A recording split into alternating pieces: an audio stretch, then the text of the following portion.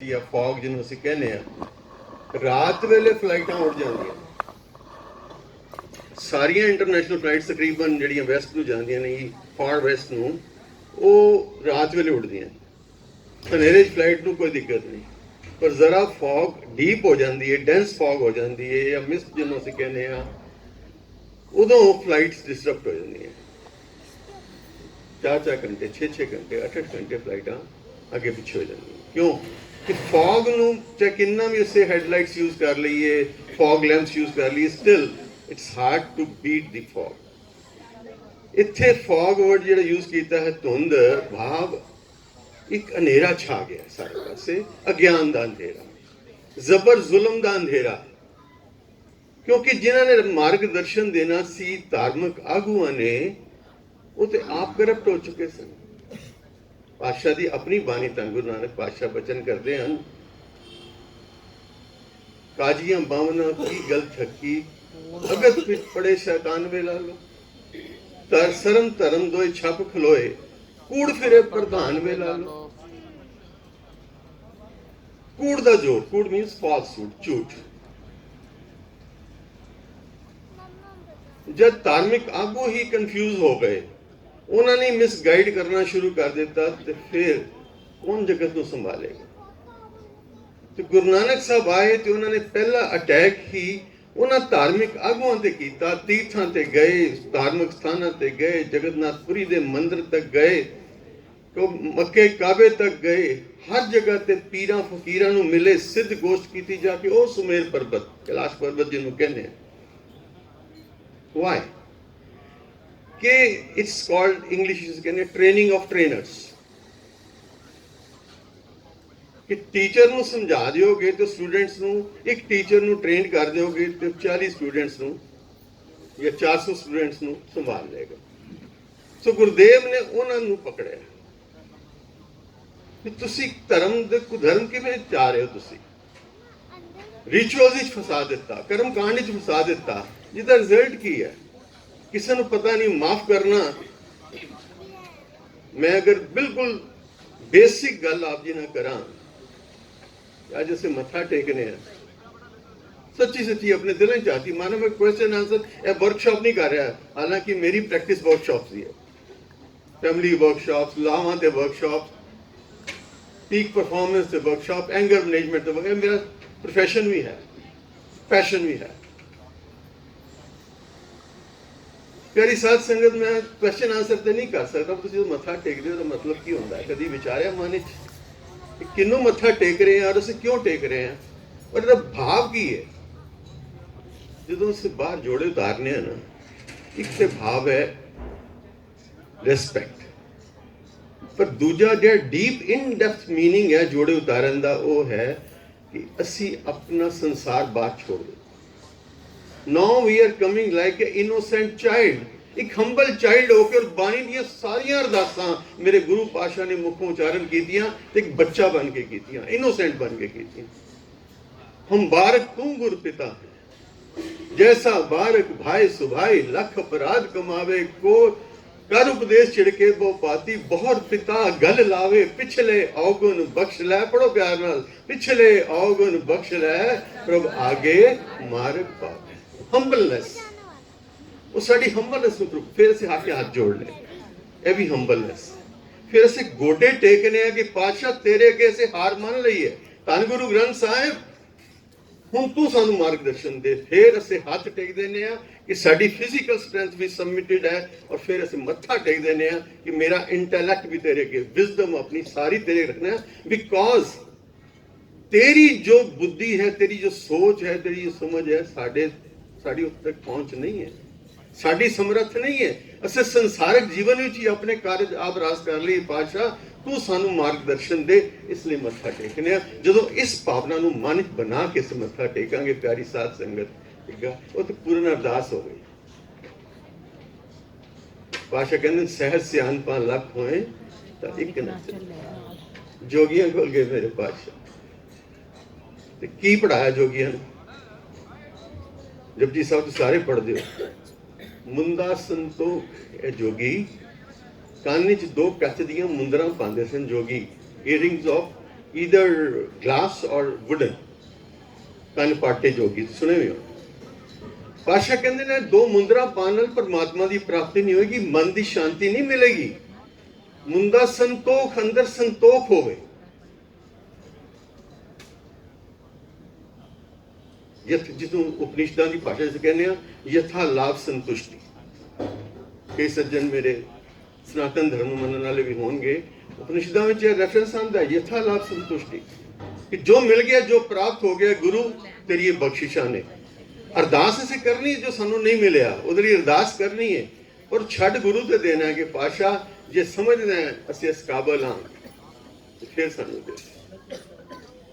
अरदास करनी सन सिखाई है। साजनो तू मीत मेरा ग्रह तेरे सबके, मान मांगो तान मांगो धन लक्ष्मी सुत दे। सब कुछ दे सानू, पुत्र धीआं भी दे, धन भी दे, इज्जत मान भी दे, और उहदा योग भी बनना है। जोगी मुंदा संतोख शर्म पत चोली। शर्म मीन्स लज्जा, संकोच, लालच नहीं करना।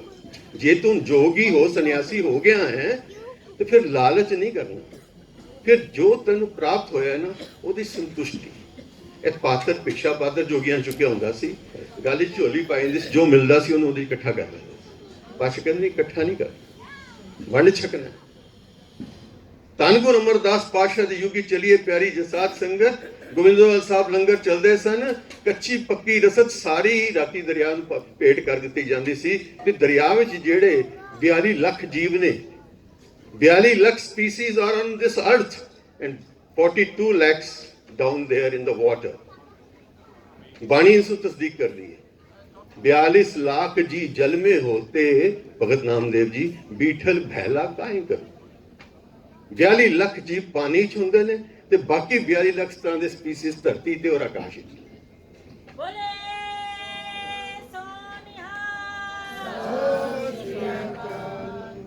तो प्यारी साध संगत, गुरुदेव कहते नहीं संकोच दी मुंदा, संकोच दी झोली बना। मुंदा संतोख शर्म पत झोली, ध्यान की करे विभूत है शरीर। ते सवाल आने नाल की होएगा। दसम पातशाह ने भी सन्यासियों को उपदेश दिता। मेरे नाल मैं थोड़ा विषय तो हट के थोड़े ने एग्जाम्पल दे रहा तुहानू। एक महात्मा मिल गए, वो कुछ ग्रंथ पढ़ रहे सन, सनातन मत के महात्मा सन या किसी भी मत के सन।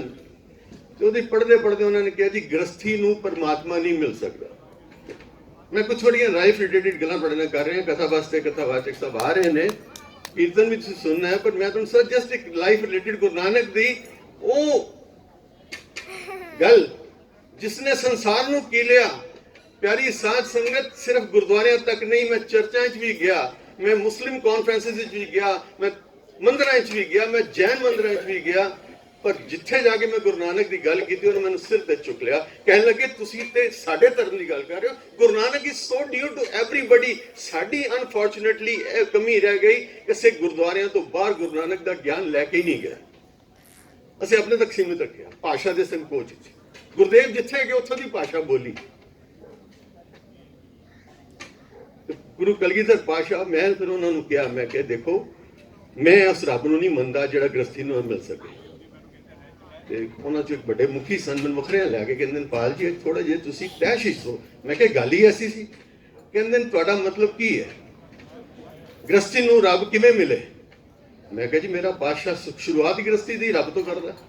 मैं उन्होंने लावां दी पहली पौड़ी दे पहली लाइन दे अर्थ करके दसे। हर पहली लाओ प्रवृत्ति कर्म दृढ़ाया बलराम जीओ, बाणी ब्रह्मा वेद धर्म दृढ़ो पाप तजाया बलराम जीओ। तो जिसले अर्थ कीते मैं कि धर्म कहंदे किनू ने, गृहस्थी का धर्म की है। वो कहने लगे पाल जी इस पे आप पूरे हो। मेरा परिवार भी मेरे नाल आया, मेरी वाइफ है, मेरी बेटी है, मेरा बेटा बाहर होता। कहते आप पूरे हो। मैं कहा जी बिल्कुल नहीं, मैं दावा नहीं करता मैं पूर्ण हाँ, पर कोशिश करना पूर्ण होने की। जो गुरु नानक दी सिर ते हथ आ जाएगा, ਉਹਦੀ एक दृष्टि पूर्ण कर दी। अमृत दृष्ट पेखे हुए सन, पूरा गुर पढ़ो प्यार नाल, पूरा गुर अख्यो जा का मंत्र अमृत दृष्ट पेखे हुए सन। तो पूर्ण कर दिंदा। धन गुरु ग्रंथ साहब पूर्ण कर दिंदा व्यक्ति नूं। जिन मानस ते देवते किए कर देना की बाहर, वो मानसा देवते बना दिंदा है। पर से कभी देवते बनने की चक्कर ही ना पैना। गुरमत नूं प्रवान नहीं जे, वो देवलोक तो भी अगे ले जाती है गुरमत। देवलोक भी भोग जोनी जे, कर्म जोगी नहीं। जे कर्म जोनी होंदी तो फिर गुरुदेव नूं बाणी गुरुदेव ने दर्ज किया, इस देही को सिमरे देव, देवते भी तरसदे ने ए लंगर छकन वास्ते, देवते भी तरसदे ने मनुष्य जीवन मिले ऐसे कुछ आके परम गति में पाई है। देव जोनी भी भोग जोनी है, कर्म जोनी नहीं है। ये फिर बड़ा लंबा सब्जेक्ट हो जाएगा। बट मैं जी बेनती आप जी को कर रहा हूँ, मैंने कहन लगे तो फिर सन्यासी वास्ते फिर मैं गुरु कलगीधर पातशाह के वचन उच्चारण किए। मैं कह जी रे मन ऐसो कर सन्यासा, जत की जटा जोग को मज्जन, नेम के नखन बढ़ाओ, ज्ञान गुरु आत्म उपदेशो, ध्यान विभूत लगाओ, अलप हार सुलभ सी निद्रा, दया छिमा तन प्रीत, सील संतोष सदा निर्भय होगा त्रिगुण अतीत, काम क्रोध अहंकार लोभ हठ मोह न मन स्यों ले आवे, तभी आत्म तत्व को दर्शे परम पुरख कह पावे, मन ऐसो कर सन्यासा। दसम पातशाह मैं उन्होंने क्या विभूत तो पता महात्मा जी की कहते पाल जी एक मिनट उठो, मैं खड़ा हो गया। कहने लगे सन्यासियों वास्ते सानू अज उपदेश तुम दे चले हो, असीं भी अधूरे ही हाँ। सन्यासी जरूर होए हैं पर इस गुरु की परंपरा के उत्ते, गुरु के टीचे उत्ते से पूरे नहीं उतर रहे। सानू भी गुस्सा आंदा है, असीं भी किते भुल जाने हैं। पर जेड़े गृहस्थी की उपमा तुसी कीती है, जिस गृहस्थ की गल तुसी करदे हो, उसनूं कोई होर धर्म करने की लोड़ नहीं। गुरु नानक का धर्म गृहस्थ धर्म पूरन है, जिन्हें पूरन अपना लिया वो तो रब हो गया। बोलो प्यार नाल सतनाम। यह मेरे गुरु की विद्या बख्शिश है, रहमत है। इस उपदेश को सुनने संसार तरसदा है। मैं केड़ी मिसाल तुहानूं दियां। दिल्ली के आर्च बिशप जिन्होंने मिलन लिए बिल क्लिंटन चल के आया सी, वो आर्च बिशप कहते हैं पाल जी साडे मीटिंग तुसी नहीं आओगे, समझा काम अधूरा रह गया क्योंकि गुरु नानक की गल सुननी है। मिस्टर विंसेंट कंसेसियो शायद आजकल if I am not wrong he lives in Gurgaon only. मेरी बेटी को ज़्यादा पता है, मिलती रहती, मैं तो हूँ काफ़ी दूर निकल गया उसको।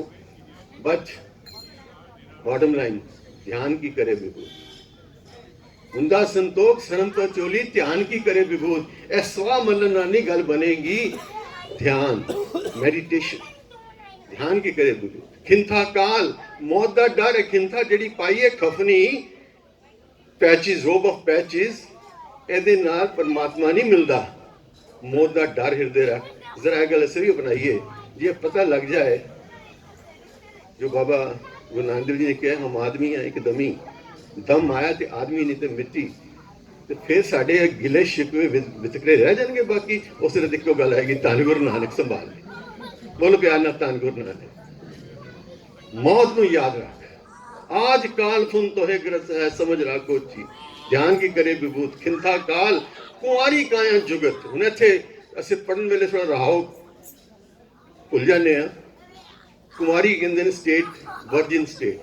Keep your inner self at virgin state. Inner self समझ दो, जो सरमखंड की पौड़ी पातशाह ने दसिया ना सानू, इत्थे कड़ी है सुरत मत मन बुद्ध। सुरत मीन अवेयरनेस, मत बिलीफ सिस्टम, बुद्धि इंटेलेक्ट एंड मन माइंड।